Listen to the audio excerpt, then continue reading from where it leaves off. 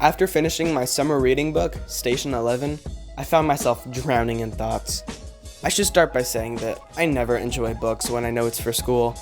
This is for a multitude of reasons, but after just the first chapter, I knew this time would be different. The characters already felt real.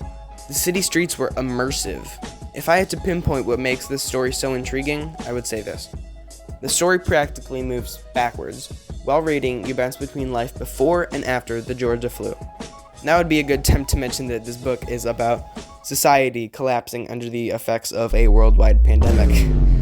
On the before side, we have characters like Miranda, Arthur, and Clark.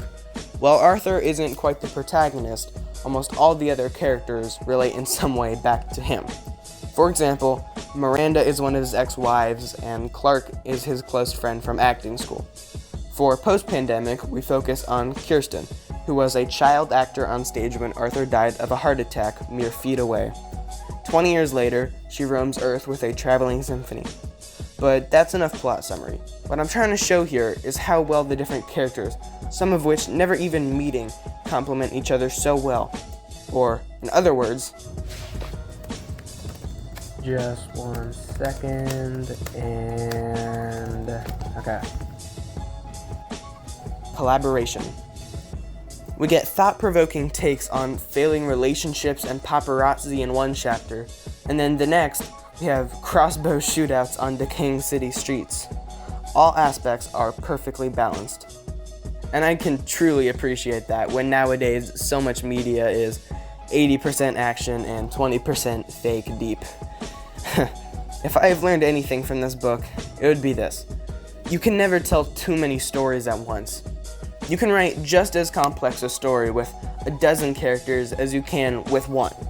You see, I believe that the author chose to break her themes and plot lines into so many parts, not to make forming a mental timeline of the events twice as hard, but because of this. No matter how hard you try, you can never capture the complexity of any one person through any amount of writing. But if you take the skills, trauma, flaws, mentality, personality, etc. of a dozen people and mix them carefully together, you will have a story just as deep as a human person.